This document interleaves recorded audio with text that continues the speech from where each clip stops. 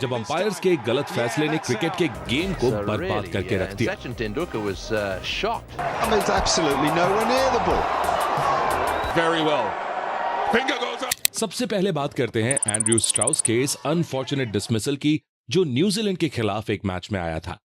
Bowler की एक अंदर आती बॉल पर स्ट्राउस शॉट मारने की कोशिश करते हैं, पर बॉल बैट का किनारा लेते हुए पैड से टकराती है।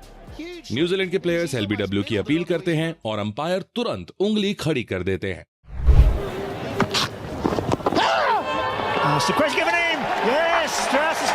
स्ट्राउस इस डिसीजन से बेहद नाराज नजर आते हैं और रीप्ले में जब इसे देखा जाता है तो साफ समझ आ जाता है कि आखिर बल्लेबाज क्यों अंपायर से इतना नाराज था। You watch his start in off the bat. Hugely. He's almost middled it onto his front pad. लेकिन यह डिसीजन तो बिली बोर्डन के इस गलत डिसीजन के सामने कुछ भी नहीं था, क्योंकि इस बार इसके शिकार मुल्तान के सुल्तान कहे जाने वाले वीरेंद्र सहवाग थे। Australian fast bowler Glenn McGrath की एक इन स्विंगिंग बॉल को सहवाग समझ नहीं पाते और वो बैट की एज लेते हुए पैड पर टकराती है। यहां भी ऑस्ट्रेलियंस एलबीडब्ल्यू की अपील करते हैं और बिली बोर्डन आउट दे देते हैं। इसके बाद सहवाग को बहुत ज्यादा गुस्सा आ जाता है और वो अंपायर से कुछ बहस करते नजर आते हैं, पर अनफॉर्चुनेटली उस समय डीआरएस तो था नहीं, तो सहवाग को ना चाहते हुए भी पवेलियन लौटना पड़ता है।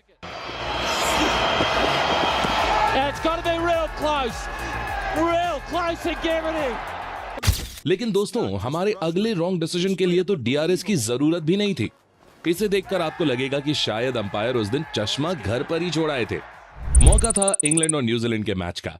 आंड्रे एडम्स की एक बॉल पर एंड्रयू फ्लिंटॉफ डिफेंस करने जाते हैं, लेकिन बॉल उनके बैट से मिस हो जाती है। बॉल को कलेक्ट करते ही विकेट कीपर तेजी से अपील करता है और अंपायर बिना किसी सेकंड थॉट के उंगली खड़ी कर देता है। अब एंड्रयू फ्लिंटॉफ पहले तो कुछ नहीं कहते, जिससे सभी को लगता है कि वो आउट ही थे, लेकिन पवेलियन की ओर कुछ कदम बढ़ाते ही उनकी बॉडी लैंग्वेज में डिससैटिस्फैक्शन नजर आता है और इसका कारण हमें रीप्ले में पता चलता है, जहां फ्लिंटॉफ के बैट और बॉल के बीच इतना बड़ा गैप था जिसे नवजोत सिंह सिद्धू की लैंग्वेज में बोले तो यहां से हाथ ही निकल सकता था। लेकिन अंपायर की नजर इस पर पड़ी ही नहीं। पर दोस्तों, कम से कम यहां अंपायर के गलत फैसले ने एक विकेट का ही नुकसान किया था।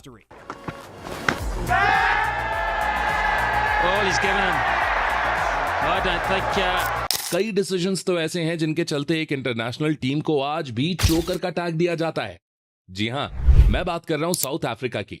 साल 1992 के वर्ल्ड कप सेमीफाइनल में साउथ अफ्रीका के सामने इंग्लैंड की चुनौती थी और साउथ अफ्रीका को 13 बॉल्स पर 22 रन्स की जरूरत थी, जहां उनके हाथ में 4 विकेट्स बचे हुए थे। लेकिन तभी बारिश आ जाती है और मैच को कुछ देर के लिए रोकना पड़ता है। यहां गेम में आता है रेन रूल, जिसके चलते साउथ अफ्रीका को एक रिवाइज्ड टारगेट दिया जाना था। पर जब इस रिवाइज्ड टारगेट का खुलासा किया जाता है तो साउथ अफ्रीका ही नहीं, पूरा क्रिकेट जगत हैरान रह जाता है, क्योंकि अब साउथ अफ्रीका को सिर्फ एक बॉल पर 22 रन की जरूरत थी, जो कि एक इम्पॉसिबल टास्क था। साउथ अफ्रीकन बल्लेबाज मैदान पर तो उतरते हैं, लेकिन उन्हें मैच का नतीजा पहले ही पता होता है।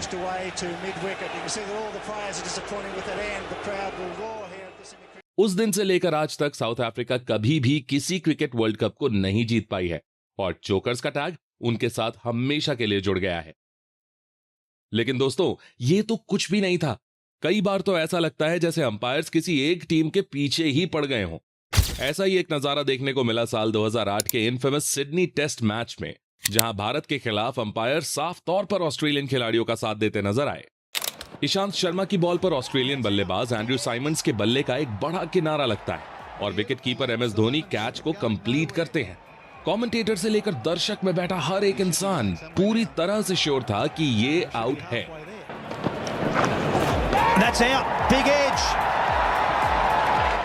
लेकिन शायद मैदान पर एकमात्र अंपायर स्टीव बकनर ही थे जिन्हें यह दिखाई नहीं देता और वो इस डिसीजन को नॉट आउट दे देते हैं।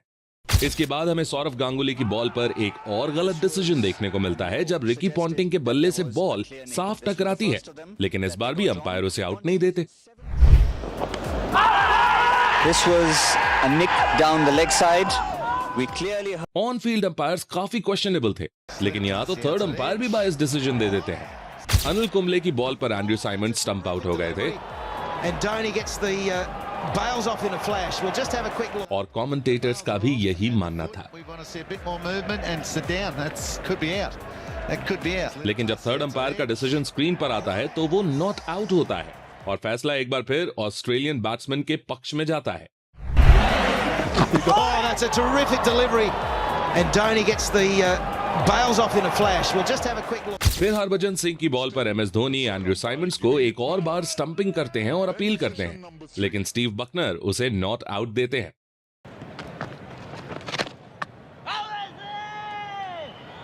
धोनी बकनर से कहते हैं कि उन्हें थर्ड अंपायर के पास जाना चाहिए, लेकिन बकनर उन्हें इग्नोर कर देते हैं और थर्ड अंपायर से कंसल्ट करने से इनकार कर देते हैं।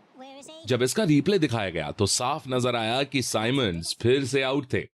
This time, Steve Buckner walks towards the stumps and does not even refer it to the third umpire. और जब ऑस्ट्रेलिया बॉलिंग करता है तब भी अंपायरिंग ब्लंडर्स देखने को मिलते हैं। एंड्रयू साइमंड्स एक बॉल राहुल द्रविड़ को फेंकते हैं जिसमें द्रविड़ का बैट क्लियरली पैड्स के पीछे होता है और बॉल उस लाइन से काफी दूर जा रही होती है। लेकिन जब साइमंड्स अपील करते हैं, अंपायर बिना किसी हेजिटेशन के फिंगर उठा देते हैं और द्रविड़ को पवेलियन लौटना पड़ता है। To take India to an honourable draw. And here it was. Absolutely nothing in it apparently. फिर ब्रेट ली की बॉल सौरव गांगुली के बैट का एज लेती है और स्लिप्स में माइकल क्लार्क के पास जाती है। क्लार्क कैच तो करते हैं, लेकिन बॉल क्लियरली ग्राउंड को टच कर चुकी होती है। Was caught by Michael Clark. Saurav Ganguly stood his ground. There is grounded the ball on the turf. So that is not out. फिर भी अंपायर बिना थर्ड अंपायर के पास गए सिर्फ रिकी पॉन्टिंग के कहने पर गांगुली को आउट दे देते हैं। यहां तक कि जैसे ही पॉन्टिंग अंपायर की तरफ देखकर सिग्नल करते हैं, अंपायर तुरंत उनका इशारा समझ जाते हैं, जैसे पॉन्टिंग ही इस मैच के थर्ड अंपायर हों। साफ तौर पर यह मैच ऑस्ट्रेलियन टीम और अंपायर्स के बीच मिली भगत का केस लगता है और जैसा कि सबको मालूम है, मैच के बाद दोनों अंपायर्स को सस्पेंड भी किया गया था। दोस्तों, अब बात करते हैं बीबीएल के एक मैच की। वहां एक बैट्समैन रिवर्स शॉट खेल रहा होता है और स्पिन होती बॉल उसके बैट का एज लेकर पैड पर लगती है। बॉलिंग टीम अपील करती है एलबीडब्ल्यू के लिए और अंपायर बिना कुछ सोचे तुरंत आउट दे देते हैं। लेकिन जब हम रिप्ले देखते हैं तो क्लियरली दिखाई देता है कि बॉल पहले बैट से लगी थी और अगर मान भी लिया जाए कि अंपायर को यह समझ नहीं आया तो भी बॉल स्टंप्स को हिट कर ही नहीं रही थी, तो एलबीडब्ल्यू देना तो किसी भी एंगल से सही नहीं था। Oh my goodness, I said that. What is going on with this umpiring, Howie? This something has to be done. This is just ridiculous. अब अगला वीडियो जो मैं आपको दिखाने वाला हूं वो शायद क्रिकेट इतिहास का थर्ड अंपायर के द्वारा लिया गया सबसे घटिया डिसीजन था। बात काफी पुरानी है, इंडिया वर्सेस वेस्ट इंडीज के एक मैच की।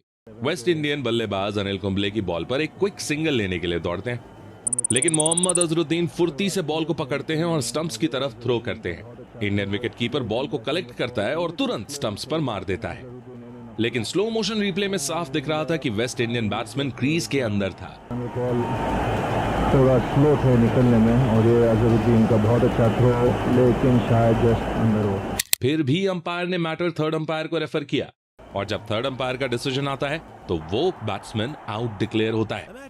ये देखकर वेस्ट इंडीज की पूरी टीम हैरान रह जाती है। समझ ही नहीं आता कि क्या थर्ड अंपायर अपने कैमरे में बैठकर दूसरा मैच देख रहा था या फिर उसका वेस्ट इंडीज की टीम से कोई पर्सनल इशू चल रहा था। वैसे दोस्तों, अगर हम अंपायर्स के गलत फैसलों की बात कर ही रहे हैं तो पाकिस्तानी अंपायर अलीम दार को कैसे भूल सकते हैं।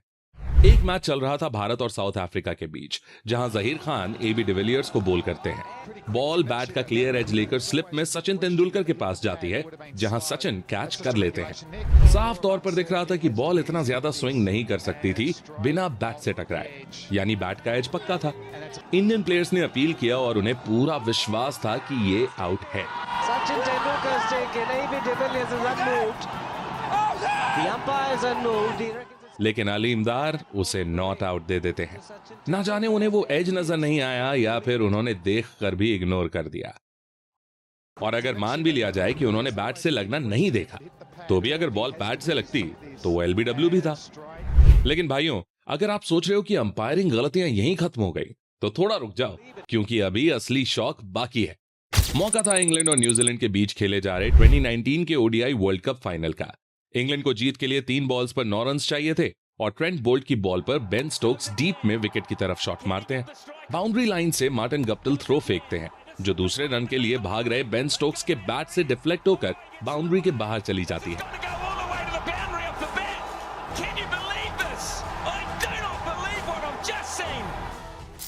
अब क्योंकि ये डिफ्लेक्शन एक्सीडेंटल था और स्टोक्स ने जानबूझकर थ्रो के बीच नहीं आने की कोशिश की थी, तो अंपायर कुमार धर्मसेना ने इसे 6 रन दिए, जिसमें 2 रन दौड़कर और 4 ओवर थ्रो के माने गए।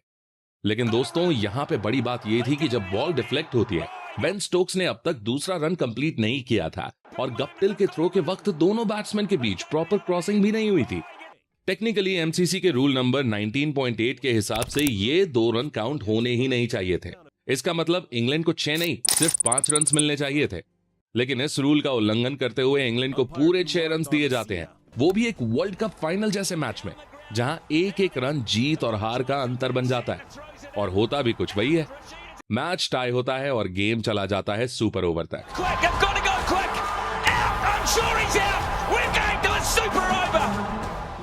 लेकिन इस सुपर ओवर में भी टाई हो जाता है और वर्ल्ड कप का फैसला होता है बाउंड्री काउंट रूल के बेसिस पे, जहां इंग्लैंड ज्यादा बाउंड्रीज मारने के चलते 2019 वर्ल्ड कप चैंपियन बन जाता है। जरा सोचिए, अगर उस मौके पर इंग्लैंड को 6 नहीं बल्कि सिर्फ 5 रन दिए जाते, तो आखिरी 2 बॉल्स के लिए बेन स्टोक्स नहीं, आदिल रशीद स्ट्राइक पर होते और उस वक्त अपनी बेस्ट फॉर्म में बॉलिंग कर रहे ट्रेंट बोल्ट शायद उसी दिन न्यूजीलैंड को वर्ल्ड चैंपियन बना चुके होते। इस घटना के बारे में साइमन टॉफल, जो अपने जमाने के सबसे एक्यूरेट अंपायर्स में गिने जाते हैं, उन्होंने भी यही कहा था कि ये एक बड़ी अंपायरिंग एरर थी। बाकी अंपायर्स को छोड़िए, डिसीजन देने वाले कुमार धर्मसेना ने भी बाद में मान लिया कि ये उनकी गलती थी।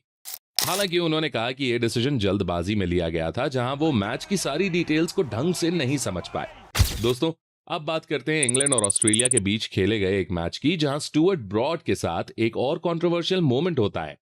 ऑस्ट्रेलियन स्पिनर एस्टन अगार्ड बॉलिंग कर रहे होते हैं। एक बॉल स्पिन होकर ब्रॉड के बैट का क्लियर एज लेती है और माइकल क्लार्क स्लिप में कैच कर लेते हैं। पूरी ऑस्ट्रेलियन टीम 100% श्योर होती है कि विकेट मिल गया, लेकिन स्टुअर्ट ब्रॉड अपनी जगह से हिलते तक नहीं। अंपायर भी फिंगर नहीं उठाते और ब्रॉड बिना वॉक किए मैदान पर खड़े रहते हैं। कमेंटेटर्स भी शॉक्ड होते हैं। सब क्रिटिसाइज करते हैं कि जब बॉल क्लियरली बैट से लगी थी तो अंपायर ने नॉट आउट का डिसीजन कैसे दे दिया। और इस मौके पर एक बार फिर अंपायरिंग पर सवाल उठ जाता है। Oh my goodness me. Speechless. The audacity of he just walked up the pitch and had a word with his. अब दोस्तों, आईपीएल के दौरान तो टीम्स को नो बॉल और वाइट बॉल के डिसीजंस तक के लिए रिव्यू मिलता है, लेकिन असली रिव्यू तो इस मैच में चाहिए था जहां ऑस्ट्रेलिया और पाकिस्तान आमने सामने थे। जेसन जिलेस्पी की एक बॉल पाकिस्तानी बैट्समैन के दोनों पैरों के बीच से निकलती है, लेकिन अंपायर उसे व्हाइट बॉल डिक्लेयर कर देते हैं। This is a very beneficial over for Pakistan, even though they've lost the wicket. लेकिन दोस्तों, ये तो कुछ भी नहीं था। कभी कभी तो ऐसा लगता है जैसे अंपायर्स मैच को अपनी मर्जी से चला रहे होते हैं। कुछ ऐसा ही हुआ 2006 के Pakistan versus England test match में। इंग्लैंड की टीम इस पूरी सीरीज को डोमिनेट कर रही थी और वो पहले ही 2-0 से आगे थी, लेकिन सीरीज के आखिरी मैच में पाकिस्तान की तरफ से एक जबरदस्त कमबैक देखने को मिलता है। पाकिस्तानी पेसर्स ने इंग्लिश बैटिंग लाइनअप पर कहर ढा दिया था। मैच के 4th डे 56th ओवर में अंपायर डैरल हेयर बॉल को देखते हैं और नोटिस करते हैं कि बॉल पर टैंपरिंग के कुछ निशान हैं। यानी उनका शक होता है कि बॉलिंग टीम ने एक्स्ट्रा स्विंग के लिए बॉल के साथ छेड़छाड़ की है, लेकिन अंपायर के पास कोई भी सॉलिड सबूत नहीं होता। पाकिस्तानी टीम भी इस आरोप को पूरी तरह से नकार देती है। फिर भी अंपायर पाकिस्तान के खिलाफ 5 रन की पेनल्टी लगा देते हैं बिना किसी कॉन्क्रीट प्रूफ के। उस वक्त पाकिस्तान टीम कुछ नहीं बोलती और मैच चलने देती है, लेकिन टी ब्रेक के बाद वो ड्रेसिंग रूम से बाहर ही नहीं आती और अंपायर के डिसीजन के खिलाफ प्रोटेस्ट करती है। अंपायर्स पाकिस्तान के ड्रेसिंग रूम जाकर इंजमामुल हक से बात करते हैं, लेकिन टीम तब भी मैदान पर वापस नहीं आती। अंपायर्स वापस पिच पर आते हैं, बेल्स गिरा देते हैं और मैच टर्मिनेट करने का अनाउंसमेंट कर देते हैं। वो इंग्लैंड को विनर डिक्लेयर कर देते हैं और इस तरह इंग्लैंड सीरीज को 3-0 से जीत जाता है। ये देखकर पाकिस्तानी टीम तुरंत वापस फील्ड पर आती है और अंपायर से रिक्वेस्ट करती है कि मैच दोबारा स्टार्ट किया जाए, लेकिन अंपायर्स अपने डिसीजन पर एडमेंट रहते हैं और मैच ऑफिशियली खत्म हो जाता है। दोस्तों, अगर हम पाकिस्तान की क्रिकेट हिस्ट्री देखें तो जरूर ये डाउट उठता है कि शायद बॉल टैंपरिंग हुआ हो, लेकिन बिना किसी क्लियर सबूत के किसी भी टीम को ऐसे सेंसिटिव इशू में पीनलाइज कर देना अंपायर की बहुत बड़ी गलती थी। बाद में आईसीसी भी इस डिसीजन को क्रिटिसाइज करती है और पूरी कंट्रोवर्सी के बाद पाकिस्तान को क्लीन चिट दी जाती है। अब बात करते हैं उस अंपायर की जिसे अगर हम क्रिकेट इतिहास का सबसे घटिया अंपायर कहें तो भी किसी को जरा भी आश्चर्य नहीं होगा। मैं बात कर रहा हूं स्टीव बकनर की। बात है 2007 में खेले गए India versus England test match की, जहां इंग्लैंड को जीत के लिए सिर्फ एक विकेट की जरूरत थी। मॉन्टी पैनिसर बॉलिंग कर रहे होते हैं और उनकी एक बॉल श्रीशांत के पैड से टकराती है। Big shot. Not interested, Steve Buckner. ये साफ तौर पर एलबीडब्ल्यू था, ना कोई इनसाइड एज, ना बैट का कोई कांटेक्ट, बॉल सीधा पैड पर और लाइन के अंदर थी। लेकिन स्टीव बकनर ने इसे नॉट आउट डिक्लेयर कर दिया। पूरी इंग्लिश टीम शॉक में आ जाती है और कुछ देर बाद बैड लाइट के कारण मैच को रोका जाता है। जहां इंग्लैंड को जीत मिल सकती थी, वहां मैच ड्रॉ हो जाता है। और दोस्तों, ये तो सिर्फ एक मिसाल थी। स्टीव बकनर ने बार बार सचिन तेंदुलकर को गलत डिसीजन देकर आउट किया, जैसे उनकी सचिन के साथ कोई पर्सनल दुश्मनी हो। एक बार पाकिस्तान के खिलाफ अब्दुल रज्जाक की बॉल पर बकनर ने सचिन को कॉट बिहाइंड दे दिया, जबकि बैट और बॉल के बीच काफी डिस्टेंस था। सचिन ने बॉल को छुआ तक नहीं था। रिप्ले में साफ दिख रहा था कि बॉल बैट से पास होने के बाद स्विंग हुई थी, लेकिन बैट का किनारा तो दूर दूर तक नहीं था। एक और मैच में ग्लेन मैकग्राथ की शॉर्ट पिच डिलीवरी पर सचिन तेंदुलकर ने बॉल को छोड़ दिया। बॉल उनके पैड पे लगी, लेकिन वो क्लियरली स्टंप्स के ऊपर जा रही थी। फिर भी ऑस्ट्रेलियन टीम ने एलबीडब्ल्यू की अपील की और स्टीव बकनर ने थोड़ी देर रुककर अपनी उंगली खड़ी कर दी, जैसे सचिन से दुश्मनी निकाल रहे हो। Watch the movement and then the bounce. Well, it's ticked back, let it go. Everyone just thought he was going to be too high and say not out, but suddenly the finger came. लेकिन दोस्तों, यही तो सचिन की greatness थी कि उन्होंने कभी decision पर सवाल नहीं उठाया और नाराजगी भी नहीं दिखाई, सीधा पवेलियन लौट गए। कहा जाता है कि अगर स्टीव बकनर नहीं होते तो सचिन तेंदुलकर कम से कम 20 और सेंचुरीज अपने करियर में बना चुके होते। तो दोस्तों, ये थे क्रिकेट हिस्ट्री के कुछ सबसे बेकार अंपायरिंग डिसीजंस। आपको इनमें से कौन सा डिसीजन सबसे ज्यादा शॉकिंग लगा? और क्या आपको लगता है कि ये गलतियां सिर्फ गलतियां थी या कुछ अंपायर ने जानबूझकर किया था? कमेंट करके बताइए। वीडियो को लाइक और शेयर कर दीजिए और जाते जाते हमारे चैनल नॉन स्टॉप क्रिकेट को सब्सक्राइब भी कर देना। Thanks for watching.